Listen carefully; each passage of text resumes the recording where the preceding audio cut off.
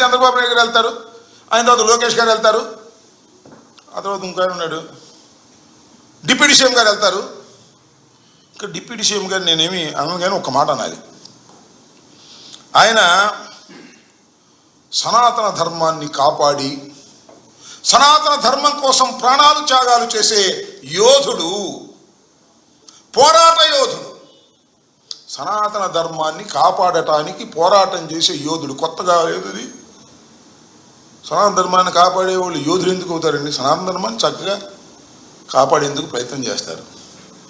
ఆయన మరి ఏం మాట్లాడతాడు? ఇంతవరకు మాట్లాడలా, ఏదో విచారం వ్యక్తం చేశాడు. నేను ఈ సందర్భంగా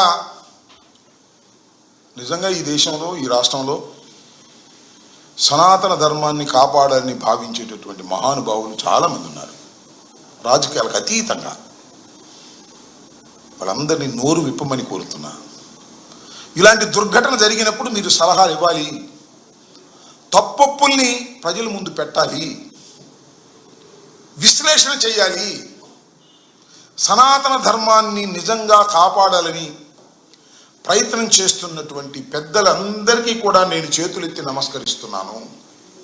ఈ సందర్భంగా మీరు జరిగినటువంటి సంఘటనను విశ్లేషించండి, ఈ సంఘటన గల కారణాలను చెప్పండి, ఈ సంఘటనను జరగకోకుండా తీసుకోవలసినటువంటి భవిష్యత్తులో తీసుకోవలసినటువంటి జాగ్రత్తల గురించి మీరు నోరు విప్పవలసినటువంటి అవసరం ఉన్నది. ఇంతవరకు ఎవరు రాజకీయంగా మాట్లాడారు, అధికారులు మాట్లాడారు తప్ప ఎవరు మాట్లాడలేదు. కాబట్టి ఐఎమ్ రిక్వెస్టింగ్ ఆల్ ఈ పీఠాధిపతులు, స్వాములు వీరందరూ ఉన్నారు.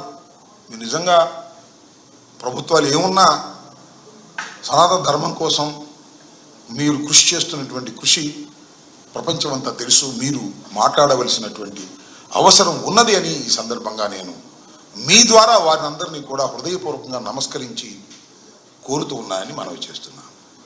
ఇవాళ చంద్రబాబు నాయుడు గారు వెళ్ళారు.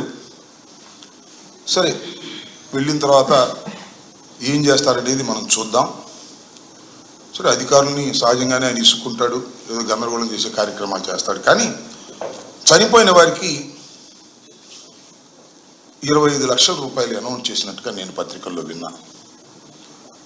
ఇది కరెక్ట్ కాదని, వారికి మరింతగా ఎక్స్గ్రేషియో ఇవ్వాలని, మినిమం 1 crore వారికి ప్రభుత్వం నుంచి ఇవ్వాలని, అదేవిధంగా ఎవరైతే దెబ్బలు తిన్నారో లేకపోతే తొక్కిసలాటలో కొద్దిగా అస్వస్థతకు గురయ్యారో వారికి 25 లక్షల రూపాయలు వారికి ఇవ్వడం ద్వారా కొంతవరకు వారిని ఆదుకునేటటువంటి ప్రయత్నం చేయాలని నేను కోరుకుంటున్నా. ఇందాక ఒక వీడియో చూశాను, నా భార్య చనిపోయిందండి, అక్కడ నాకు కూడా చెప్పుకోకుండా తీసుకెళ్ళి మార్చిలో పెట్టేశారు, తర్వాత మొట్టమొదటి చనిపోయింది ఆమె, తర్వాత 2, 3, 4, 5 వచ్చినాయి, మసిపూసి మారేడుకాయ చేయాలనేటువంటి ప్రయత్నం చేశారు అనేది. ఎందుకంటే ఒకళ్ళు చచ్చిపోతే కాముగా దాన్ని బయటికి రాకుండా చేసేద్దాం అనుకున్నారు. కానీ 6 చనిపోయారు. మరి ఇంక కడమోళ్ళు జాగ్రత్తగా ఉండాలని కోరుకుంటున్నాం. ఇంకో నాకు చిత్రమైన అనిపించింది ఏంటంటే, ప్రమాదం జరిగిన తరువాత కూడా వైద్యశాలకు వెళ్ళిన వారికి సరైనటువంటి వైద్య సహాయం అందలేదని బాధపడుతున్నారు. నేను వీడియోలో చూసాను, నేను పర్సనల్గా నాకు తెలియదు. What is this? ఇక్కడ మంచి ఆసుపత్రి ఉన్నాయి, రుయా ఆసుపత్రి ఉంది, ఇంకా ఉన్నాయి, ఎందుకు జరగలేదు అంటే they have not taken care. Police వ్యవస్థ కూడా సరైన కేర్ తీసుకోలేదు. అక్కడ చాలా పెద్ద ఐపీఎస్ ఆఫీసర్ ఉన్నాడు, చంద్రబాబు నాయుడు గారి కోరిక మేరకు అక్కడ వేసినటువంటి, ఆయన పేరు సుబ్బారాయుడు అనుకుంటాను, ఆయన కూడా విధులేమి నిర్వహించడు. టీడీపీకి ఏ రకంగా సేవ చేయాలని ఎందుకని చెప్తానంటే, మీకు దయచేసి ఏమనుకోకండి, ఒక చిన్న సంఘటన చెప్తా. ఆయన చేసినటువంటి ఐపీఎస్ ఆఫీసర్ చేసినటువంటి పని. మా చెవిరెడ్డి భాస్కర్ రెడ్డి గారు ఒక బాధితురాలిని పరామర్శించడానికి వెళ్తే, ఆ బాధితురాలి తండ్రి దగ్గర నుంచి వైట్ పేపర్ మీద సంతకం తీసుకుని ఎస్పీ గారు ఫోక్సో కేసు పెట్టేశాడు. ఎవరి మీద? చెవిరెడ్డి భాస్కర్ రెడ్డి గారి మీద. అంతకుముందు TD board member Chevireddy Bhaskar Reddy గారేమో వెంకటేశ్వర స్వామి భక్తుడు, కేసు పెట్టాడు. ఇలాంటి తప్పుడు కేసులు పెట్టే కార్యక్రమంలో మీరుంటే ఇంకా ఇలాంటి ఒత్తిడి దగ్గరికి పోలీసులు ఏం పెడతారు?